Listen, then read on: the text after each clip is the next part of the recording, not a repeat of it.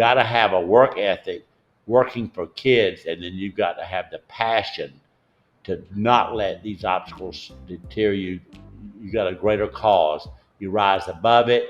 You seek help from other people. And like we've done with the consortium, that's why it's been so beneficial to me this time of my career. It's sort of like the cherry on the cake. We now can take it outside. We're a part of a greater group than just Dorchester 2. And I'm not just competing against my neighbors. We're neighbors, but we're good neighbors, and we depend on each other.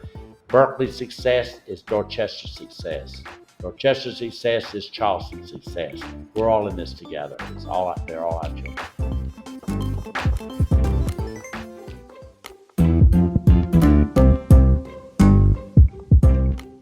Welcome to the Please Raise Your Virtual Hand podcast. We are so delighted to dive into the exciting, challenging, and sometimes messy world of virtual learning, where nothing is impossible and redefining student success is possible. Low Country Education Consortium aims to open up new possibilities for parents, students, and our business and industry partners as we fundamentally transform learning for students. We will hold your virtual hand throughout this series, where we will discuss the world of virtual learning and how we are preparing our students for college, careers, and jobs that haven't been created yet. Virtual learning may be new to you, but it's here to stay. So, let's get started.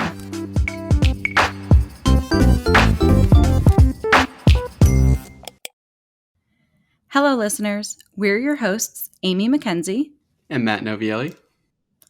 Today, we'll be speaking with two dedicated educators from Dorchester District 2, Mr. Joseph Pye and Dr. Greg Harrison. The first guest we will hear from is Mr. Joseph Pye, who began his career in education in 1970 as a sixth grade science teacher. During the course of his 52-year career, he became the longest-serving superintendent in South Carolina and even had a school named after him, Joe Pye Elementary School. It is a pleasure to have you here today, Mr. Pye.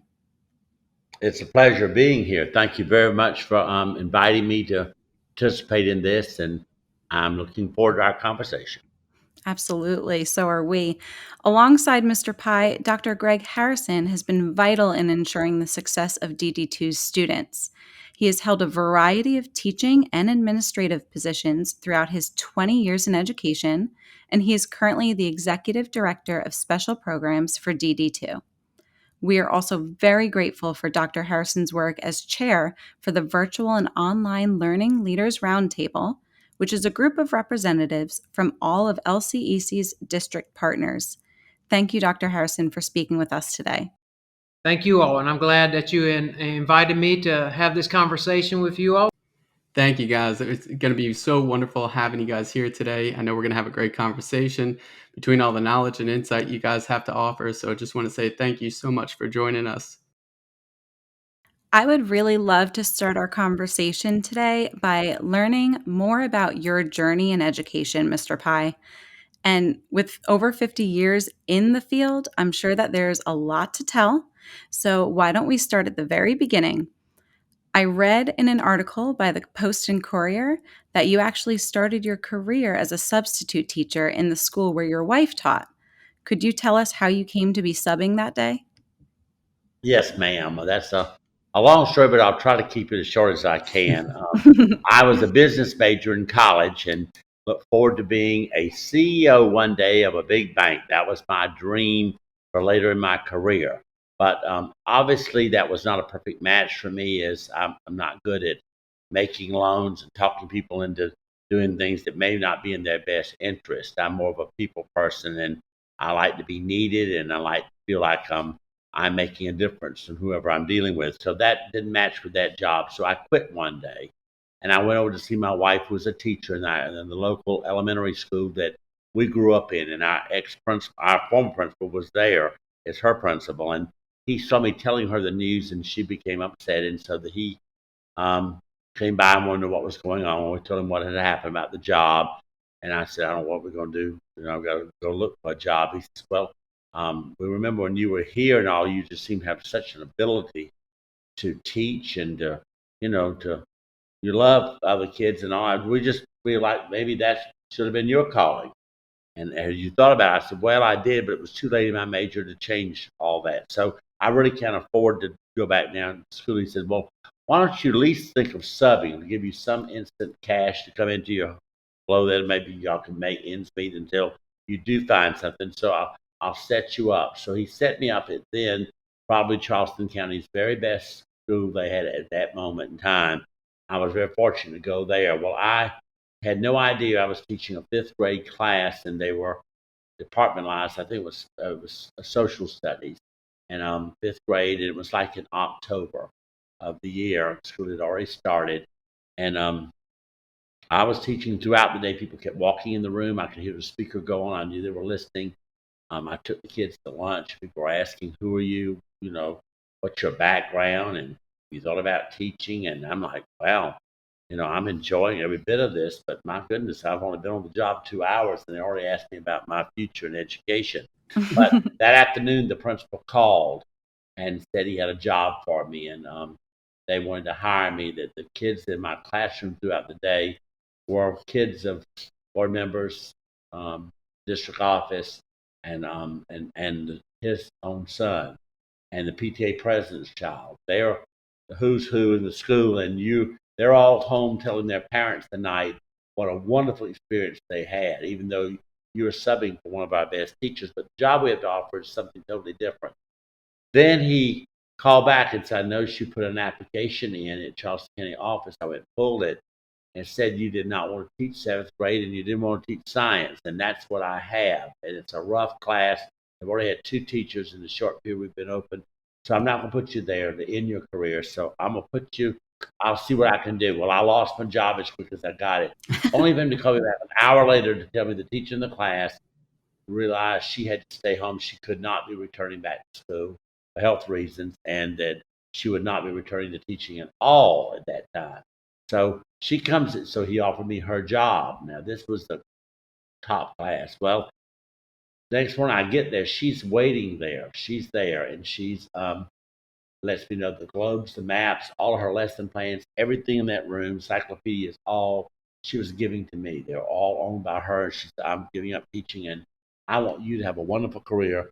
So I was set on the stage of perfection. I mean, tell me about it. That was some glorious day.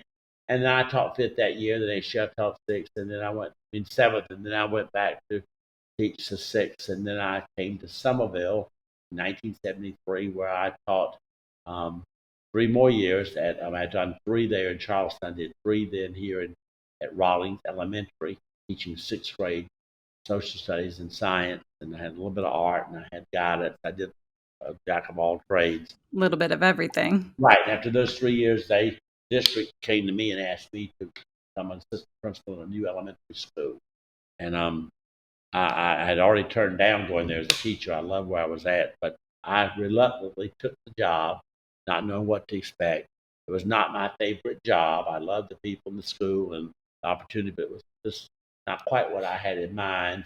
And my engagement with kids was all usually just a negative sense. I wanted to be a positive maker, not a behavior specialist. That was not my calling. So then I went to tell that to the superintendent, who then said, we have an opening. We get ready to open the new primary school. We want you to be the principal.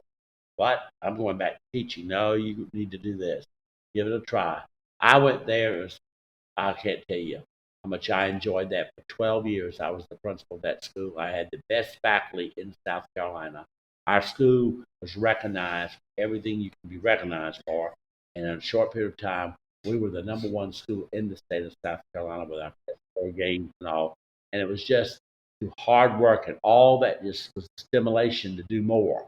The more you succeeded and the better you did, the more you go in like, I can do anything if I really want to do it.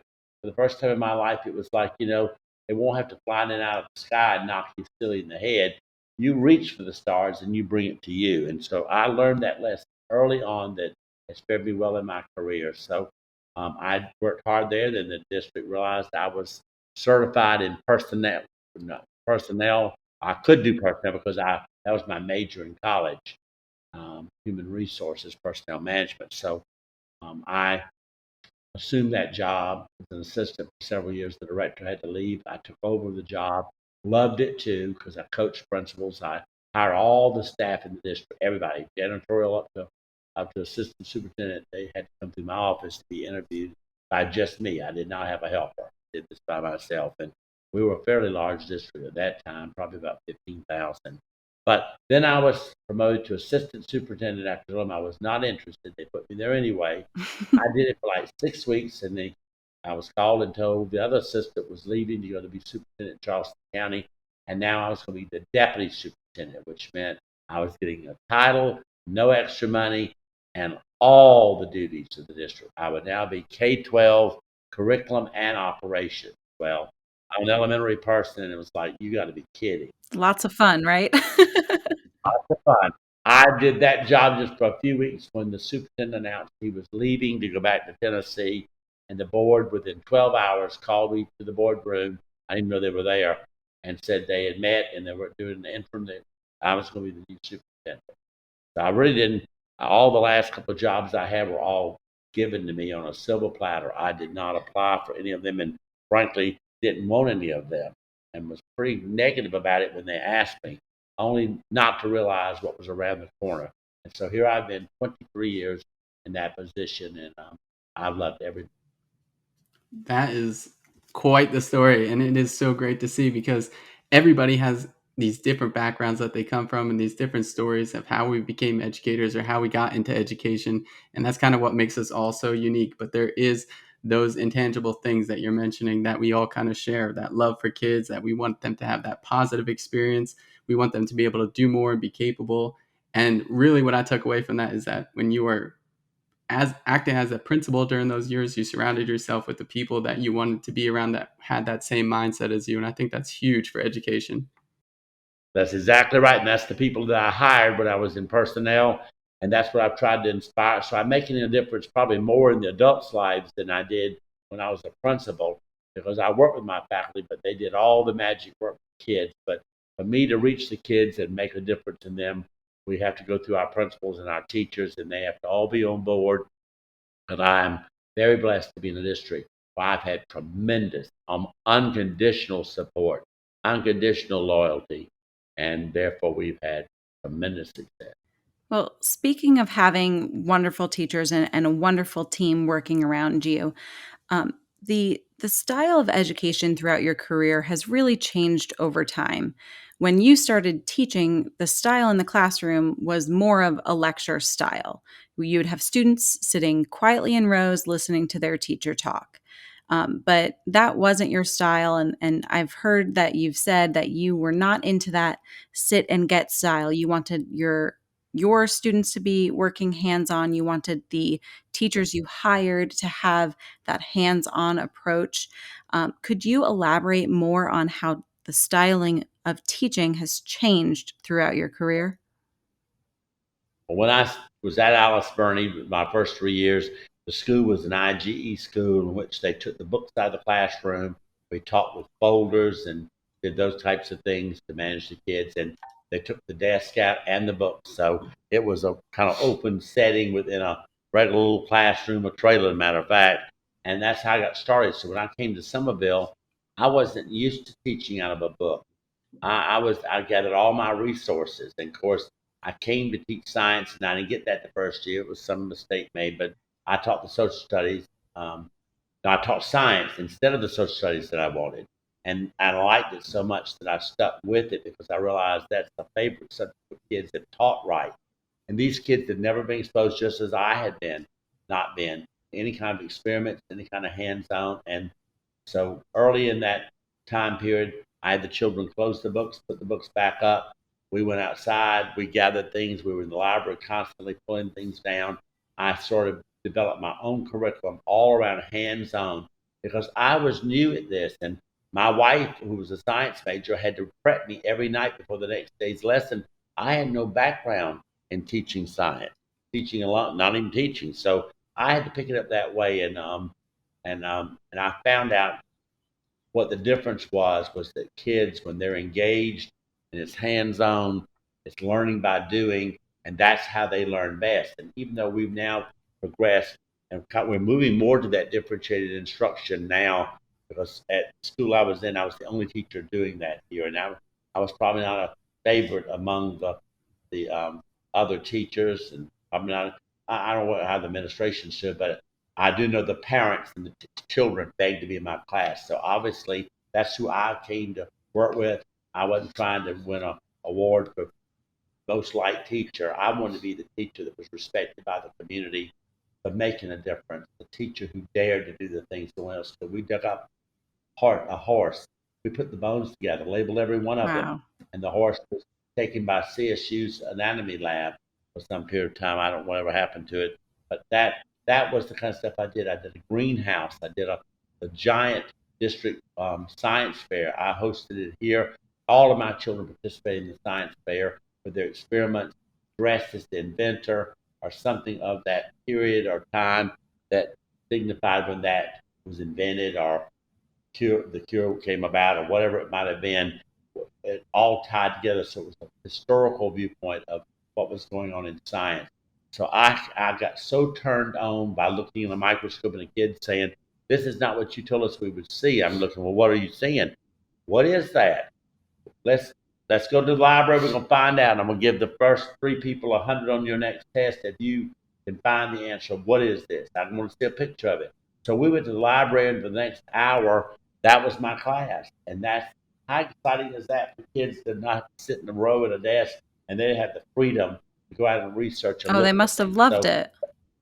they did, and I loved it even I'm more than they sure. did, and because I got when the teacher gets excited too, the children get excited. I'm engaged, they're engaged. I was modeling what I was hoping they would do, and I'd get so excited and say, "Can you believe this?" The children like I'm asking for their response. Isn't this unreal? And they had to think, well, don't you know this? No, I don't. I've never seen this. I've never heard about it. I'm discovering it with you for the first time. So that's what's so good about that content area. We were all discovering at the same time, and we had a chance to talk about how it got that way, and that's how we all learn. And so from that, I know we now have pushed into the technology age, which I felt was forced on me, and I want our children to have all the advantages, and thank goodness we had it in place for pandemic, the virtual learning, and all that we had to do. We had our people trained and up and running, and individual devices for everybody. So that was a win-win. But now that we're back to face, which you could never be. However, the teacher can no longer do all the things that teachers have been required to do and are required to do now. So the technology has helped us to do the same differentiation that I had then. They're not, we don't have to go to the library. We don't have to look things up in the encyclopedia. We don't have to see it in a textbook. It's all online somewhere. So the teacher has that be like their teaching assistant in the room. You're differentiating the instruction by advancing the kids who are ready to move on, working with the kids that need remediation. So it's a constant flow. So that's how technology, I think, should be used, and hopefully it's being used in our district to give the children the total learning that we want them to have. And that I get goosebumps listening to that because I relate to that on so many different levels while you were discussing that and talking from years in the past to currently what I do and I'm looking at in the classroom. And, just like you're saying, you may have not been the most liked at the time when you were doing these new things, but I can guarantee you that was the most that was taken away was from your class and those experiences with the students and pioneering that hands-on forces you to kind of give up control of the classroom, right? And it helps those students to grow and to learn from those experiences. But that's also kind of hard to do as a teacher. And it's hard to change and to adapt in that education sometimes. And that, like you're saying, with technology, that creates a whole new environment and a whole new area of benefits that the students can grow from. And so when we're talking about this technology, and you spoke to it a little bit about being thrown into having to use technology, one can't help but think of COVID, which is when many educators were forced to make some really tough decisions with little to no time to prepare. Your district, Dorchester District 2, like so many other school districts across the world, went into this state of emergency that many people refer to as emergency remote learning. So, Mr. Pye or Dr. Harrison, would either of you like to explain to our listeners how the emergency remote learning from 2020 is different from a full-time, high-quality virtual learning program like we have at Low Country Virtual? Yes, and I think I'll take this question if you're all right with that, Mr. Pye. Like Mr. Pye said, our district had just gone 1-to-1. We were in a great place, but we really had to hit fast forward when the pandemic hit. And the biggest difference for us is that we had 9,000 students out of our 26,000 that basically chose to do virtual because of COVID. And of course, we went home that Sunday thinking we would come back to school that next week, and then the governor shut us down. So everyone was remote learning at that point. So really, what that meant for that first year, and also the second year when we had those 9,000 students that signed up for our virtual academy, is that really anybody who wanted virtual could sign up, and we didn't have criteria, and it was just anyone who wanted it could get it. And what we had to do is really knowing that that is not a perfect match for every student based on national research, that a true virtual learning environments for a small percentage of your students, not 9,000. We really took that as we had to mirror face-to-face learning over a device, if that makes sense. So it really was traditional classroom teaching, classroom methods, and we really tried to conduct our virtual academy as if they were sitting face to face. The only difference is they're looking at their computer instead of their teacher face to face. Well, as things started to change, and we partnered with Low Country Virtual, and based on that national research again, we had our numbers started to come down of students who are requesting virtual to a more reasonable amount that we would think would fit virtually and would be a good fit for that student's learning style. And what that allows you to do is to really focus in on meeting the needs of a virtual learner, and meeting their learning style, which is a different learning style, which you all are well aware of.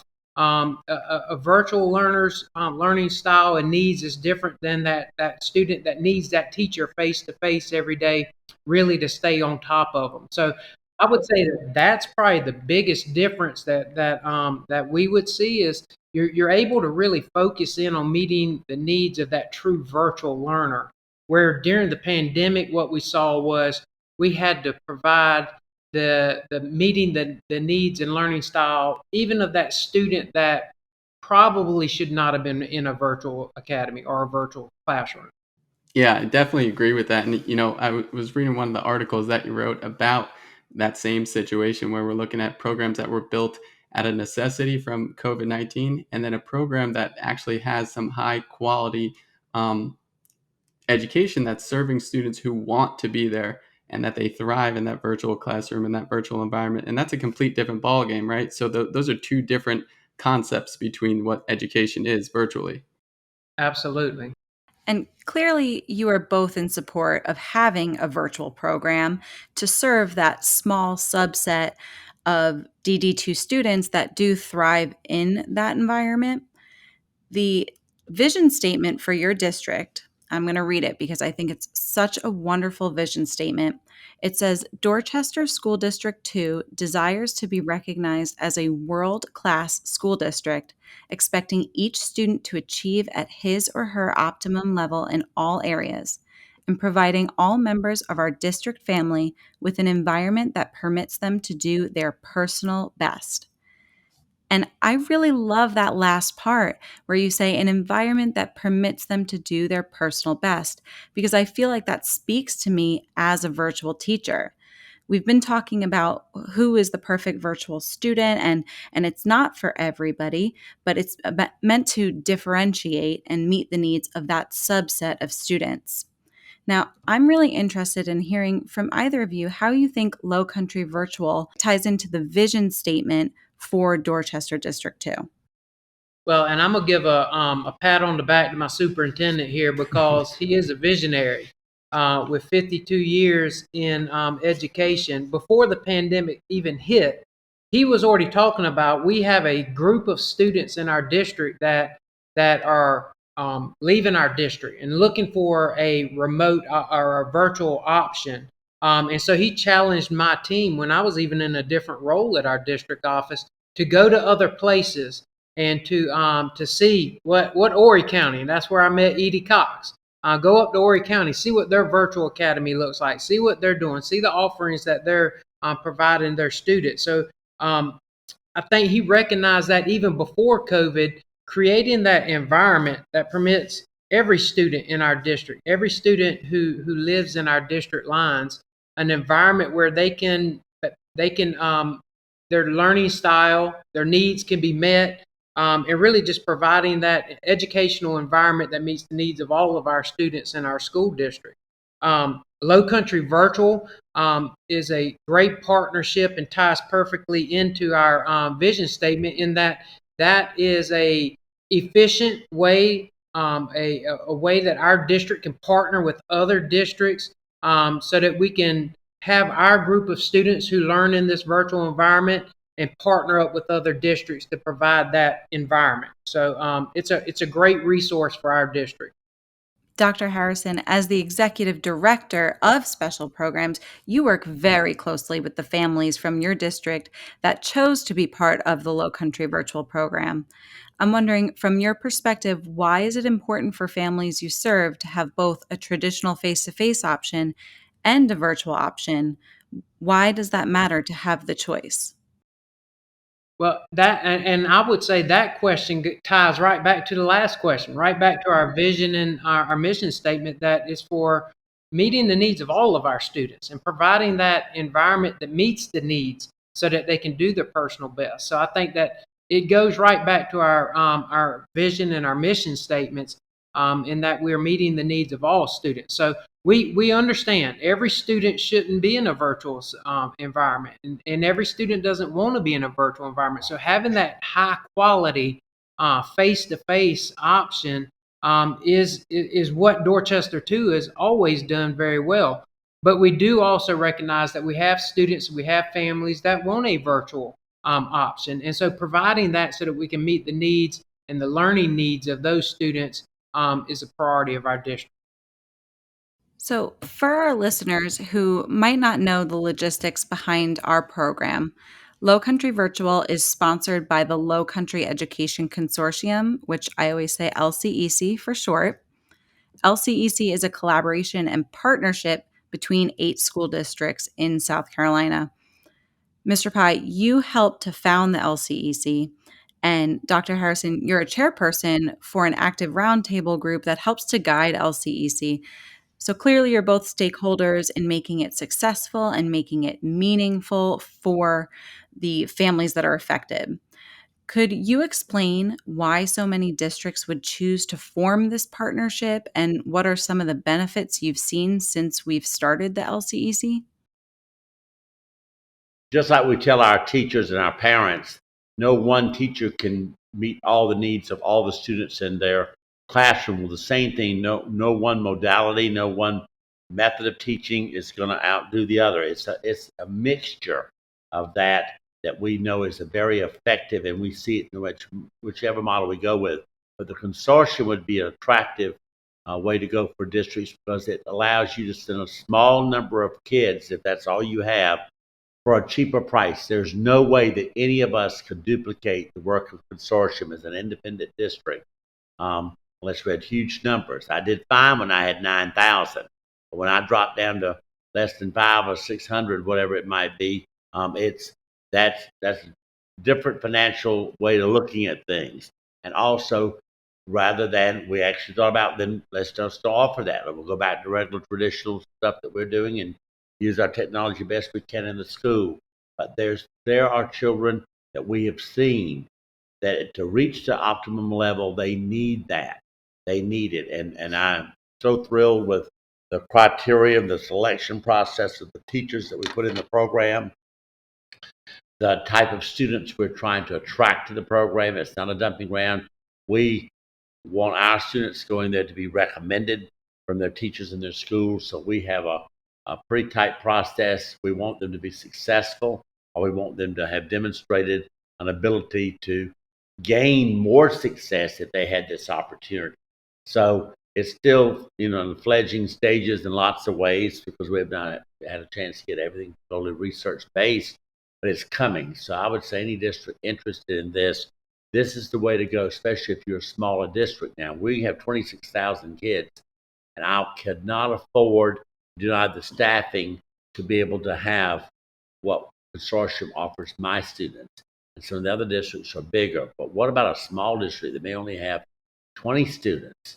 I mean, that's less than, in many cases, what a class would be made up. That's 20 in multiple grade levels. And so you got to put them together with other district children throughout the area to be able to form enough to form the classes that we need to have. The bottom line is, back to our mission, getting kids and teachers, giving them the resources to reach the optimum level, whatever they need to be doing. And that's teacher and student. And Mr. Pye really touched on the teachers and the cost of that one, but I'd also like to throw in really working with Low Country Virtual. We also have shared professional development and resources for our teachers and for our administrators. And then it's all about relationships. You'll hear that in Dorchester too a lot as well. And really forming those relationships and seeing what other people are doing in other districts really is really beneficial for us.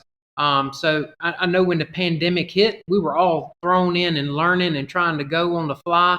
And really, if you didn't take the initiative to reach out and form some relationships and find out what other people were doing, you may have made a lot of mistakes. But the folks who reached out and and found out very quickly, we got to maneuver through this together. Those were the folks that had I don't want to say an easier time, but a shared time where they could collaborate their positives and negatives of the experience. So collaboration is one of the biggest benefits when we have districts working together for the benefit of children. Absolutely.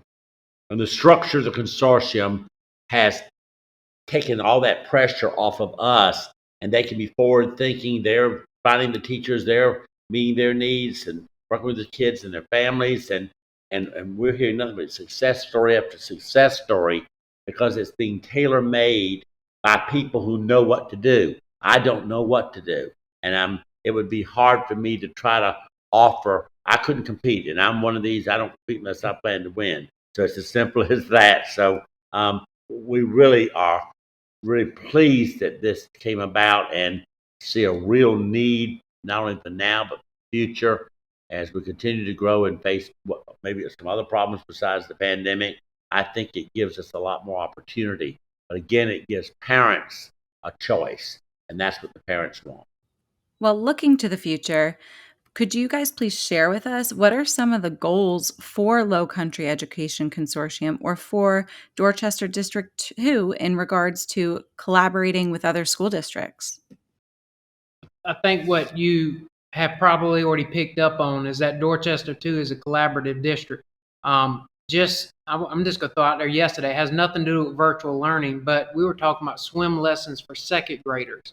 And what do? We collaborate with other districts that already have gone down that road or are going down that road. So really learning from them, what pitfalls, what mistakes, what positives, what you have to do is a big thing. We are believers in this district that working together and working with other people and getting our insights from other folks is really going to benefit our district and our students. So we're always looking for ways to collaborate and learn from others. So I think that's a top priority of our district. Well, since the consortium began, my working relationship with the superintendents at the time and as they revolve and move around, just as I'm getting ready to move around, has strengthened each other with the networking that we do. And we had a spinoff from the consortium to really talk about the pandemic and the health crisis we were facing, who's wearing masks, how was that decided, how long are you going to do this, when are you going to change to something else. We get off into that. We get off into talking about inclement weather. Are you going to call this day a half a day, a full day? And what is your weather people telling you that maybe we haven't heard, and trying to really glean the very best. And so this has provided that very stable, concrete group of people. And in recent months, every superintendent has changed just about, except one or two, and they've only been in their district maybe 2 years. So it's a fairly new administrative staff, and as I say, new. It's changed. It's changed even since it became new. So it's a lot of changes, and I think this helps all of us to stay grounded. And it's time too that our part of the state is united. We can't do anything single-handedly. We just don't have the resources or the political clout. But when you're a block of districts with great reputations like our consortium has, you put those power and resources together, you've got something. And so that collaboration, that unification, and that togetherness through networking and helping each other to grow and be the best we can be has just been wonderful. To me, that's the best part of my career, has been perhaps that I don't feel alone. With things changing around me, I realize we're all in the same boat, and one of us is going to have an answer or a better way to do things. So let's talk about it and see if we can find that answer. And that is great, because the power of collaboration is unparalleled, especially when you're looking at growth and changes that are taking place. And one of the things that, when we were talking about vision statements, the LCEC has a vision statement that says they want to redefine student success to more than just academics. So what does that mean to you, more than academics? I think that more than academics, we're developing a whole child. So as we are looking, especially post COVID, some of the social emotional pieces, and working with our families and working with our students. So education is more than just academics. We're teaching those 21st century learning skills. We're teaching students communication skills, critical thinking skills. So yeah, the academics is in there too, but we're focused on the whole child and developing a student that walks out of our schools. They're ready to go to a career if that's their path. They're ready to go to college if that's their path, military if that's their path, or straight to the workforce. So really developing the whole child is really central to that vision and mission statement. I agree with that. I couldn't agree with you more, because from being in the trenches and teaching virtually, I can tell you with 100% certainty that those skills for the 21st century learners are evident every single day. I mean, there's students that are literally in the classroom that have problem solving skills better than some of my coworkers and peers. They can get in there and they can conduct themselves in a manner that is so professional. And it was amazing to watch that grow throughout the whole year. And I was just in a meeting with a local hospital, and we met with all the directors, from the custodians all the way up to the physicians, to the directors of each department. The one thing that they all said is, you got to have the right attitude. You got to know how to communicate, show up on time. You do those things, those skills. If you can do that, we can train you for everything else.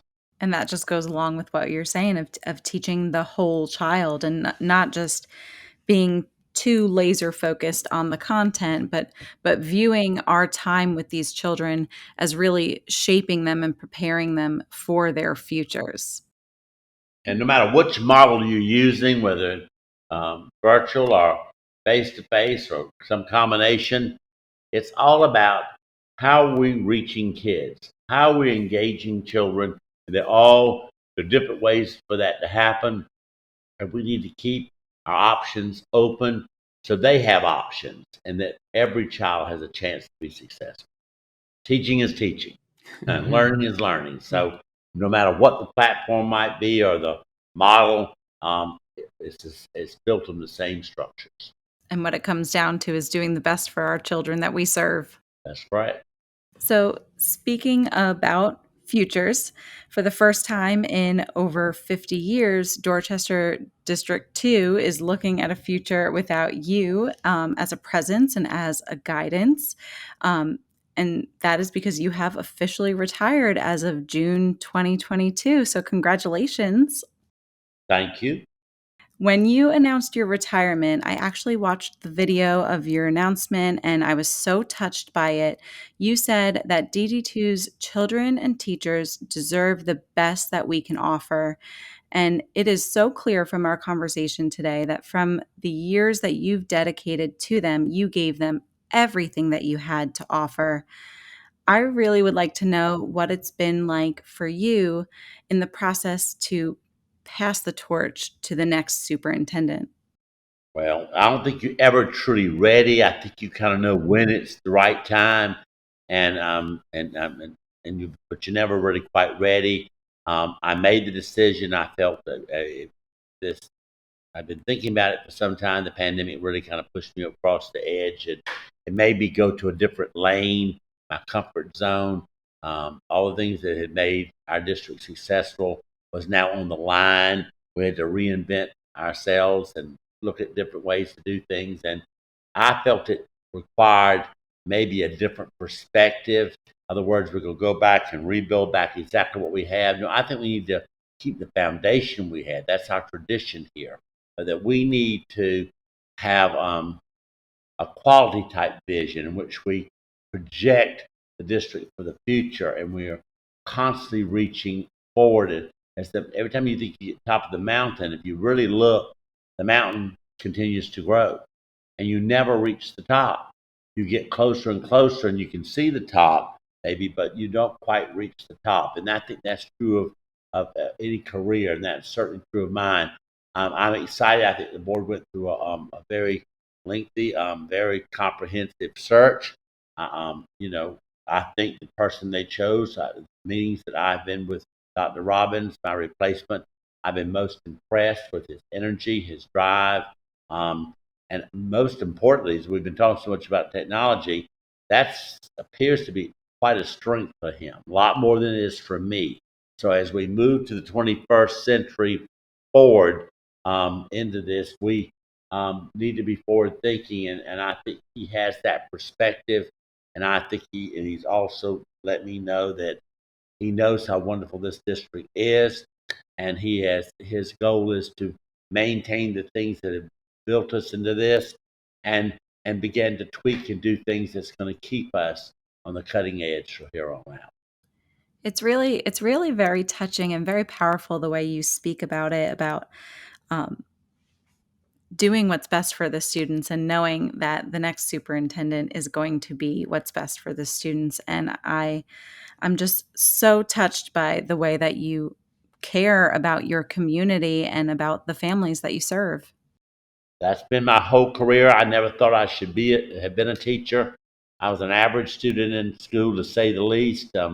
I settled for the minimum, and like I said, when I found that immediate success that first day of subbing, and all the success stories that followed it, it certainly patted me so that when I've run into these obstacles and challenges, they just seem to roll off my back because I have I've seen the light at the end of the tunnel numerous times.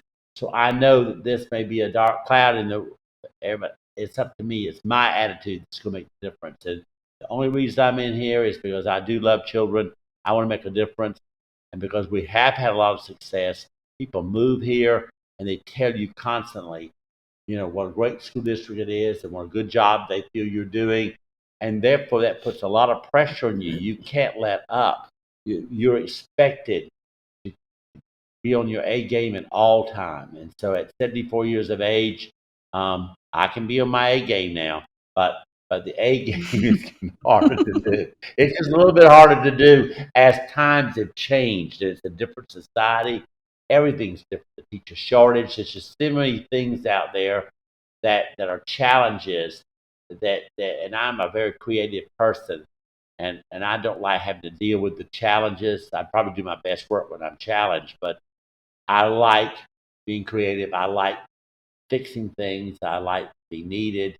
And sometimes you put yourself in a situation that none of those things are there. People are shooting rockets at you. And so that's part of the job that I don't like, but that's part of it. But you have to try to remember why you're here and stay true to that and model that for other people. Because my expectations for other people are no less than the expectations I have for myself. And I can sit here, honestly, I have not met you in person, but I've read about you and talking with you now, and I can honestly say you have that presence about yourself, and I appreciate that about you, because I can tell that your legacy was founded on that basic fact that no matter how complex things got around you, you were successful because your love for students and your wanting them to succeed individually as well. And that is what makes people feel like they can get to know you so easily, is because they share that common interest. So I just want to say thank you for that, because that is one of the most special things about education and about teaching.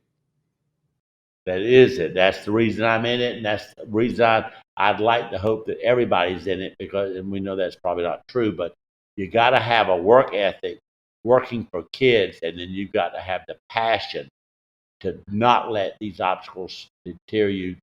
You got a greater cause. You rise above it.